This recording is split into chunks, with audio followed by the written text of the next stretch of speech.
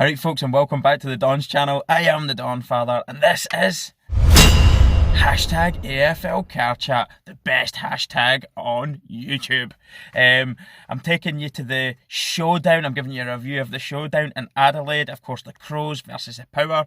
Adelaide Crows versus Port Adelaide Power. The Crows were 6th place going into this, Power 9th. This is the 47th Showdown, round 16, 2019, and this is the 6th of July 19.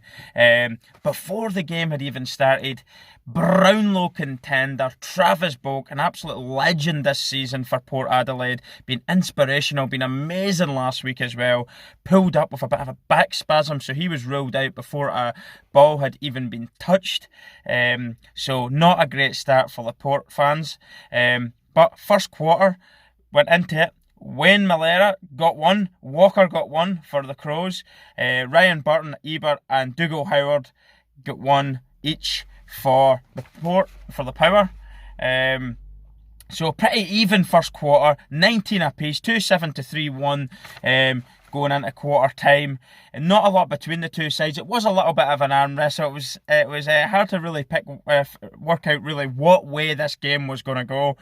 But second quarter definitely was starting to show signs of a derby, physical battles all over the field of play, There was duels between players on the ground, bit of handbags, some of it, but really was starting to heat up and get a little bit spicy, and definitely seemed like a derby. Brilliant stuff. Matt Crouch got one for the Crows, as did Hughie Greenwood, Sam Gray, Charlie Dixon, and his goal, it wasn't. He made an unbelievable mark, which he converted himself. He turned into a goal, and he actually smacked the boy in the back from the Crows, which the Crows player was actually smiling after it.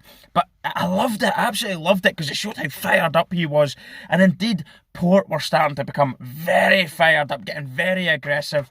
And I think that was the turning point in the game for them. That goal, it was when you saw their physical dominance starting to take control in the game. And Brad Ebert, he got one as well. He was absolutely sensational today. He's obviously playing with a head guard now for the rest of the year, as I think he had got a concussion earlier on in the season, which I didn't actually see. But anyway, he was easy to spot because of the head guard, but he was in absolutely amazing form today. Half time, 35-38 to the Power. Very, very good. And as I wrote down my notes, were game is coming alive with some big hits and tackles, heating right up.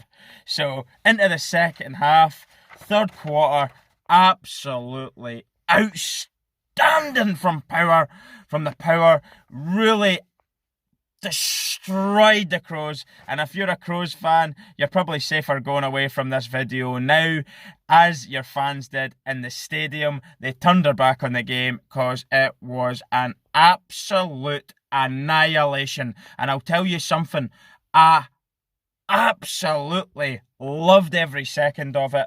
Not because I have a favourite team in the Power, but because it was a young team showing experienced heads.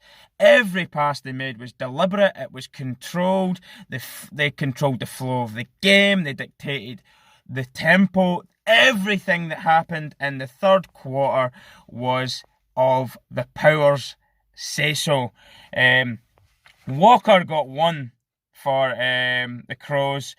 Gallucci was ruled out for the rest of the game with a bit of a concussion. That Tash, though, that is a talking point in its own. It comes down like that there. He was actually having not a bad game in the first half of the game, but obviously concussion, you can't take any risks with that. Shame for the guy. He's had to go off early. Not that I think it would have made much difference. I don't think the Crows were playing terribly. I think the Power were just extraordinary. Scott Lysick got one, Connor Rosie got two, from the pocket with one of them. Lovely goal, showed a bit of class there. Justin Westhoff, he was brilliant at the back today. Really, really good. Sam Gray, again with another one. The Gray brothers are fantastic, aren't they? Really good players to watch. Dougal Howard with another. He played well. And I wrote some notes myself of what I wanted to say. But do you know what? I'll read it out anyway. Superb by Port. kept the Crows pinned back in their defensive 50 for most of the quarter. Lovely, intricate team play, very controlled, picking out deliberate passes, great execution of goal kicking, and that is exactly it. That is exactly how it happened. Like, when they got a little bit of space, they didn't rush themselves. They looked for a player and they executed the passes with absolutely perfect pinpoint precision. They didn't let the Crows rush them. They determined where the ball was going to go and they controlled the tempo. Absolutely sensational. If you bear in mind that these are a really young team, this is a team to watch out for in the future. Trust me. Bearing in mind they lost their captain and key player for the season in Travis Boak, and who I wrote down, Powell Pepper, absolutely sensational. He stepped in, vice-captain, and he played like one. We're going into the fourth quarter now. I'll tell you what the third quarter finished. 42-77. So the Crows only managed 7 points in that quarter, and the fourth wasn't any better for them. In fact, it was probably worse. So going into the fourth quarter then, I wanted to point out Powell Pepper. He was inspirational today. I will do a summary of the players and who I think my key men were in the game and who deserved man of the match, star players or whatever. But I'll give you the goals now. Absolutely no goals for the Hawks. 2 behinds, I think. So they managed 7 in the third, 2 points in the fourth quarter, 9 points in the second half of footy by any standard is abysmal, especially for Adelaide Crows standard. But the Power were absolutely on fire in the fourth. Brad Ebert got 1, Zach Butters got 1, Motlop got 1. He was brilliant as well. Great unselfish team goal for Motlop's one. They could have Powell Pepper, he never scored a goal today, but he could have easily took on a shot himself and kicked for goal. But unselfish footy. They eventually got it to Motlop, who converted the goal. Lovely, brilliant composure in front of goal. Just overall, the team were superb. 9 unanswered goals in a row for the Power. Thoroughly deserved the win. The game finished 44-101. Well done to Power for hitting over a century. They were electric today. Pardon the pun, the Power electric. They really were, though. They were in fine form. My summary today was they won the physical battle, the footy battle, basically meaning they played the best footy. I mean, controlled passes, disposals were sensational. Their shots in front of goal were deliberate. They were executed well. Their set shots weren't rushed. They played them really well. There was one, I can't remember who kicked it. I think it was in the third. He stepped inside and took it lovely. Was it Sam Gray? I think it was maybe Sam Gray. He stepped in onto his left and he's curled it in. He really caught them by surprise with that one. So he won the footy battle. They wanted it more. They were in control under pressure. They lost their best player and still look fired up and inspired. Powell Pepper led like an absolute champion, an absolute warrior. Poetic football from them today.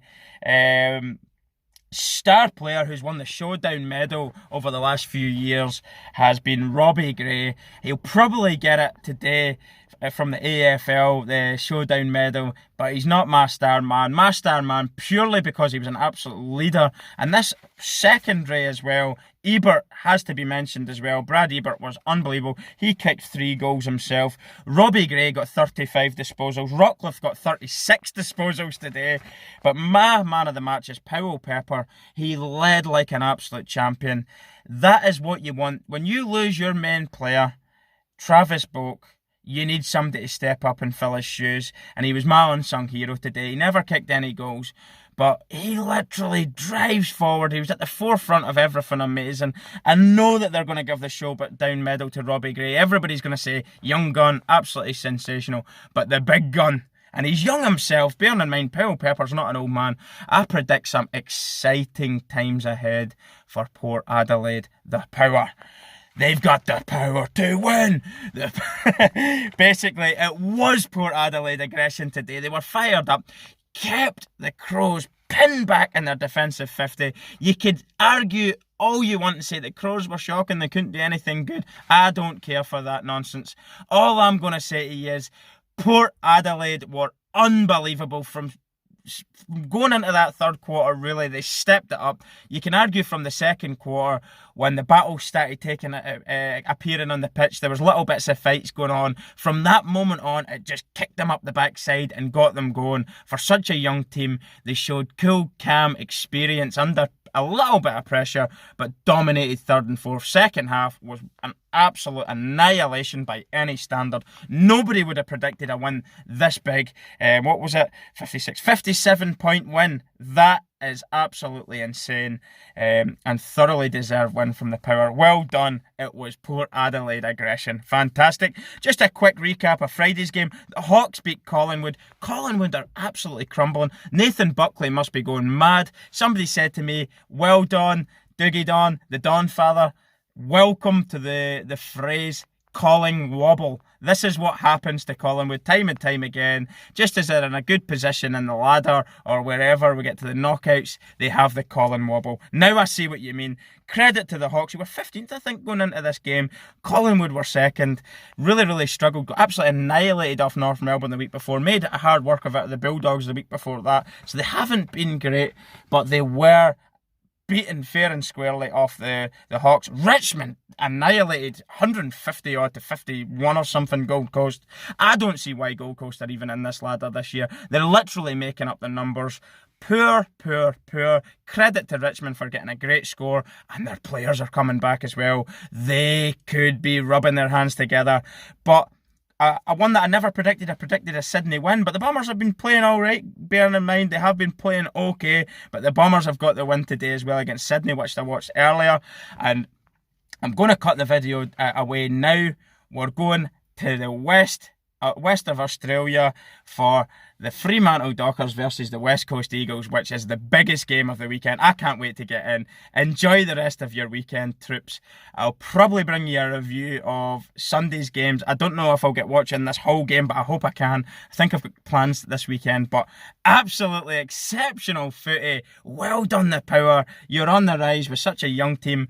Congratulations, commiserations to the Crows, but you were absolutely poor the day. But that was down to the Power. Thanks very much for tuning in. I am the Donfather. Don't forget to check out my social media pages in the description section below, and how you can sponsor our channel, and that'll be in the description section below as well. Subscribe, put the notifications bell on, that would be absolutely fantastic, and share all the videos you like with your friends. This was #AFL Car Chat, and I thoroughly enjoyed it. Goodbye. See you soon.